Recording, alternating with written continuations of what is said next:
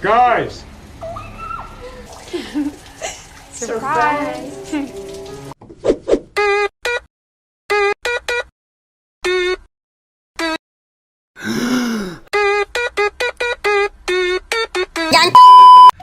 Halo, tes.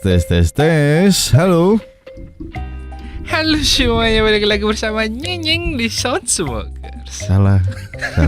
Jangan yang itu dong, nanti ketahuan kita di mana. Halo adik-adik manis, balik lagi bersama kita di Dayat Lemon. Kali Iya. ini kita akan bahas sebuah film yang cukup bikin merinding. Kok bisa bikin merinding? Karena dingin banget. Anjing. Oke, jadi hari ini kita bakal ngebahas film yang judulnya itu Knock Knock. Not. Bukan not yang itu. Kalau not yang itu kan asupan pribadi. Oh iya ding. Sesuai judulnya, film ini membahas tentang kesialan Evan yang diperankan oleh Keanu Reeves. Tahu Keanu Reeves? Tahu Siapa? John Wick. Nah, itu dia. Ketika dia berusaha membantu seseorang yang kesusahan di rumahnya saat ia sendiri sedang ditinggal oleh anak dan istrinya berlibur. Nah, tapi tanpa diduga, dua gadis yang dibantu Evan itu berusaha dua gadis ini ternyata psikopat. Wah. Dan tak berhenti di situ, mereka juga memiliki fantasi percocok tanaman yang cukup liar sampai membuat Evan kelabakan dan terus istighfar.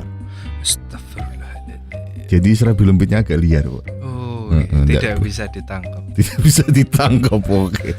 Ya udah tarik ke montor. Iya, udah langsung aja masuk filmnya. Pada awal film kita akan bertemu dengan keluarga bahagia milik Mbak Evan Weber. Mas Evan Weber. Ia hidup bersama istrinya, Karen, yang merupakan seorang seniman dan dua orang anaknya, yaitu Lisa dan Jake. Ayah. Pengen punya ya? Kan ayah sudah punya. Oh, enggak, maksudnya pengen dipanggil ayah ya. Wan, sudah jangan jauh-jauh. Di pagi itu mereka tengah merayakan hari ayah. Evan tentu saja bahagia dengan perayaan kecil yang diberikan oleh keluarganya. Sayangnya hari itu ia harus ditinggal istri dan kedua anaknya untuk menghabiskan akhir pekan di pantai. Sedangkan ia tidak bisa ikut karena harus menyelesaikan proyek arsiteknya. Oh. Dan selain itu bahu bekas operasinya sedang kambuh, jadi terasa sakit. Sehingga ia akan tinggal di rumah dengan ditemani Monkey, anjing kesayangannya. Gimana? Namanya Monkey. Oh, namanya Monkey. Malam itu setelah istri dan anak-anaknya pergi, hujan deras mulai mengguyur kediaman Eva. Sesekali ia terlihat menghubungi keluarganya. Di tengah kesibukannya mendengar musik dan mengerjakan proyeknya, tiba-tiba Evan mendengar pintunya diketuk seseorang. Paket. Asia. Lanjut, Mat. Setelah dengan hati-hati mengeceknya, Evan melihat dua serabi lembit yang tengah basah kuyup. Wah. Luar biasa. Kedua gadis itu bercerita bahwa mereka tengah mencari rumah temannya untuk berpesta. Tapi karena teleponnya mati dan sopir taksi sudah berkeliling terlalu lama, mereka diturunkan di depan rumah Evan begitu saja. Kedua gadis itu lantas meminta pertolongan Evan untuk menumpang mengeringkan badan dan meminjam telepon. Meski awalnya menolak karena merasa kasihan, Weber akhirnya mempersilahkan kedua gadis itu untuk masuk ke rumahnya. Gadis berambut pendek memperkenalkan dirinya sebagai Belle, dan gadis berambut panjang bernama Genesis. Dengan baik hati, Evan memesankan taksi kepada keduanya. Sayang, karena hujan deras, taksi baru akan tiba 45 menit kemudian. Sambil menunggu, Tidak ada yang mendungu di sana. Sambil menunggu kedatangan taksi, Evan memperbaiki telepon Genesis. Sementara kedua gadis itu menumpang ke ruang penghangat. Awalnya, pertemuan Belle dan Genesis dan Evan berjalan cukup lancar. Sampai pada akhirnya, kedua gadis itu mulai membicarakan tentang sesuatu yang berbau bercocok tanam, lendir, dan serabi lembit. Dan bahkan menyindir Evan yang tak pernah bercocok tanam dengan wanita lain selama menikah dengan istrinya. Berarti setia dong. Iya sih, dan film pun tamat. Oh, cuma gitu aja. Iya. Oke, emang jadi pesan moralnya apa? Ngeri Kontol. banget ya. Jing. Selain itu, kedua gadis asing ini juga terlihat menggoda Evan yang sebenarnya mulai merasa tidak nyaman dengan kehadiran mereka di rumahnya. Iya, siapa yang tenang ketika ada sepasang tetek di rumah? Dua pasang tetek. Ya. Untung saja di tengah-tengah godaan duniawi itu, supir taksi menelpon untuk memberi kabar bahwa ia sudah sampai di titik penjemputan. Anehnya, meski Evan sudah menyuruh kedua gadis itu untuk bergegas berganti pakaian, baik Belle maupun Genesis tak kunjung menampakkan batangnya. Karena kesal, Evan mulai mencari keduanya, sampai akhirnya ia menemukan Belle dan Genesis di kamar mandi tanpa sehelai kain pun menutupi tubuh mereka. Lagi-lagi Evan mulai digoda dengan tamu misteriusnya ini. Meski awalnya menolak, Evan akhirnya ngaceng juga pada kedua gadis itu dan mengikuti alur permainan mereka dan sampai membuat si supir taksi meninggalkan rumahnya. Malam itu untuk pertama kalinya usai menikah, Evan mengkhianati Karen dengan 2 orang misterius yang bertamu ke rumahnya. Pagi harinya saat terbangun, Evan kembali menemukan Belle dan Genesis berbuat onar di dapurnya. Menyadari sesuatu yang tidak beres dari kedua tamunya itu, Evan mulai naik pitam dan berusaha mengusir mereka. Sayangnya, tepat saat itu Karen menelponnya. Dengan usaha yang keras, Evan coba menyembunyikan kehadiran 2 tamunya itu dari jangkauan video call-nya. Setelah menerima telepon, Evan kembali kepada misinya mengusir Belle dan Genesis. Bahkan ia menawarkan mereka untuk diantar pulang. Tapi Evan justru memergoki 2 gadis itu merusak karya seni milik istrinya, dan saat Evan mengancam akan melaporkannya kedua ke polisi, gadis itu hanya tertawa. Karena mereka bisa saja melaporkan Evan dengan dugaan pemerkosaannya. Apalagi di sana ada Belle yang mengaku masih berumur 15 tahun, masih pink, masih singset, dan berarti Evan akan dihukum sebagai pedofil. FBI budak! Cangkem asu.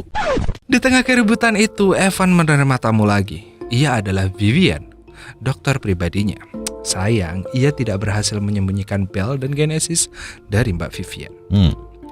Beruntungnya setelah itu, saat kembali merayu Belle dan Genesis untuk diantar pulang, mereka menyetujuinya. Akhirnya Evan berhasil memulangkan 2 gadis itu ke sebuah rumah yang mereka akui sebagai rumah mereka. Usai kembali ke kediamannya dan membereskan segala kekacauan yang ada, Evan kembali terfokus pada proyeknya. Namun tiba-tiba, Evan mendapat kejutan, yaitu kedatangan Genesis kembali ke rumahnya. Tanpa permisi, gadis itu langsung menyerang Evan hingga tak sadarkan diri. Bebe. Setelah itu, Belle muncul dan mulai menggoda Evan sembari meracau tentang masa kecilnya yang pernah dipaksa bercocok tanam oleh ayahnya sendiri. Sepertinya mulai dari situlah fantasi bercocok tanam Belle mulai muncul saat ini. Di tengah siksaan yang diterima Evan, ia terus berusaha keras melarikan diri dari ikatan di kedua tangan dan kakinya. Sayangnya sesaat setelah berhasil kabur dari Belle, ia harus menerima serangan comeback dari Genesis yang dengan mantap menancapkan garpu tepat di bekas jahitan bahunya. Koperasi bangsat. Di comeback tapi ditusuk. Saking kejamnya siksaan Genesis, Evan bahkan kembali tak sadarkan diri. Dan usai terbangun dari pinggulnya, Pingsannya, kalau dia bangun dari pinggulnya, itu namanya ada yang salah dari hidupnya. Orang bangun berdiri, orang tidak bangun dari pinggul. Usai terbangun dari pingsannya, Evan kembali harus mengikuti permainan yang dibuat oleh Genesis dan Belle. Kali ini ia tidak lagi bisa melawan karena kaki dan tangannya diikat pada sebuah kursi. Oke. Tepat di tengah permainan itu, Louis mengetuk pintu rumah Evan. Anehnya, Genesis mempersilahkan Louis masuk. Diam-diam Louis menyadari ada sesuatu yang tidak beres pada rumah Evan. Namun sayangnya saat menyadari itu, Genesis berhasil mengambil inhaler milik. Dan ketika Louis kembali berusaha merebut inhalernya setelah menemukan Evan yang ditawan, bengeknya sudah terlanjur kambuh dan tiba-tiba dia terjatuh sampai kepalanya terbentur tepat di tepian patung sampai membuatnya bablas. Layaknya psikopat, alih-alih memanggil ambulan, Belle dan Genesis justru mentertawakan pria malang itu. Tak berhenti sampai di situ, Belle dan Genesis bahkan memanipulasi pesan antara Louis dan Evan sehingga membuat kesan seolah-olah pembunuhan itu dilakukan oleh Mas Evan. Belle dan Genesis juga mulai membungkus tubuh Louis layaknya sebuah karya seni dan memindahkannya ke bak mobil milik Evan. Setelah membereskan Louis, Belle dan Genesis kembali ke Evan. Mereka kembali ke permainan dengan mengajukan pertanyaan pada Evan tentang apa hukuman yang layak diberikan pada seorang pedofil. Namun saat Evan berusaha membela dirinya, Belle justru dengan tegas menjawab bahwa hukuman yang pantas bagi seorang pedo adalah kematian. Artinya rencana selanjutnya yang akan dilakukan 2 psikopat cantik itu adalah membunuh Evan si ayah yang malang. Aduh. Tentu saja hal itu membuat Evan makin frustasi. Padahal niat awal Evan hanyalah memberikan pertolongan pada Belle dan Genesis yang terlihat sangat menyedihkan. Evan bahkan memperlakukan keduanya dengan sangat amat baik. Tapi namanya ya jiwa psikopat ya, mau gimana pun juga ya pastinya nggak punya ampun. Bukannya berterima kasih, Belle dan Genesis justru mengancam akan membunuh Evan. Seakan tak peduli dengan ocahan Evan, Genesis justru menegaskan bahwa waktu eksekusinya akan tiba esok hari. Malam itu, Belle dan Genesis lantas menyiapkan liang lahat untuk Evan di taman belakang rumahnya. Sambil menunggu waktu eksekusi, Belle dan Genesis terus mengobrak-abrik segala karya seni yang ada di rumah Evan. Sementara Evan hanya bisa merenung sambil memikirkan cara terbebas dari kedua psikopat cantik manis tersebut. Sial bagi Evan, saat Belle dan Genesis terus berulah, mereka berhasil menemukan pistol yang selama ini berusaha diambilnya. Setelah itu, Belle dan Genesis kembali mengajak Evan bermain petak umpet. Genesis menyuruh Evan untuk bersembunyi selama 30 detik.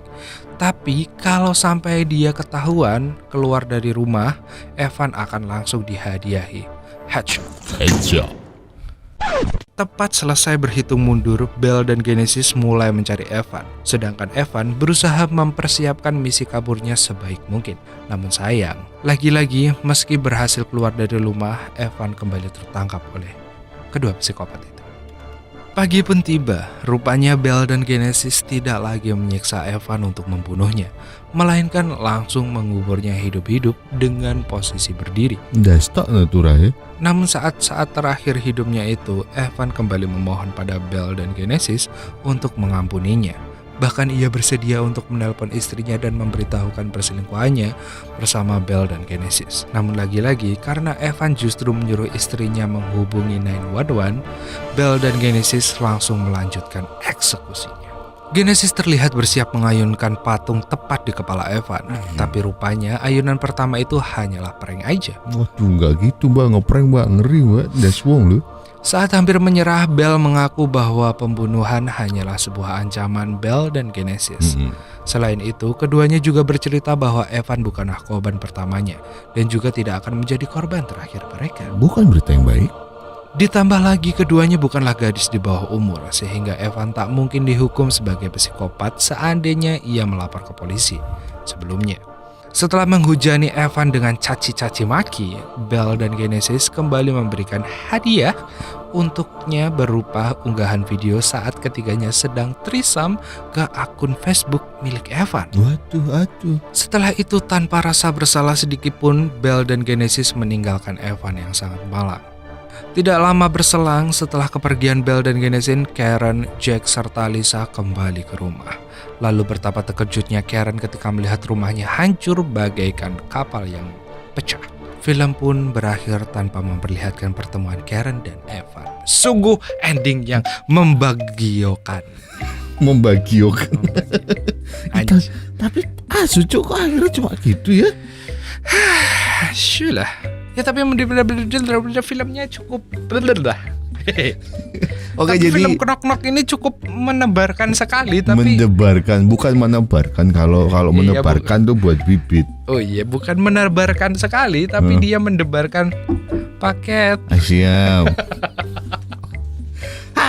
Oke, jadi siapa yang menyangka kalau John Wick ternyata awalnya adalah gara-gara dia jadi John Wick gara-gara itu ketemu psikopat. Jadi ini film sebelum John Wick ya? Ya enggak juga, cowok.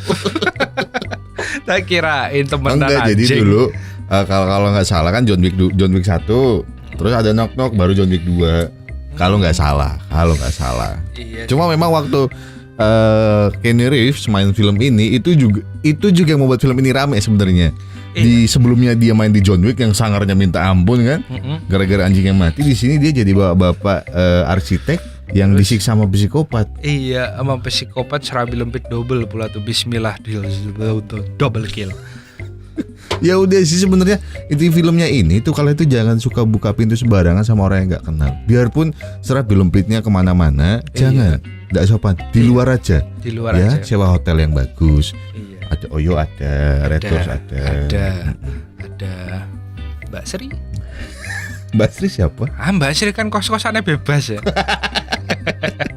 Ya udah, pelajaran apa sih yang bisa kita ambil, Mo? Ya intinya itu sih, jangan memasukkan orang sembarangan ke rumah. Nah, satu. Terus Meskipun dia menggoda hujan-hujan, ya kan mending kan main di luar, jangan di rumah. Depan rumah juga nggak apa-apa.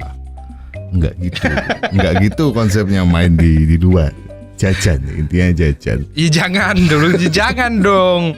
Maksudnya kalau kalian udah ada orang yang dicintai, jangan disakiti.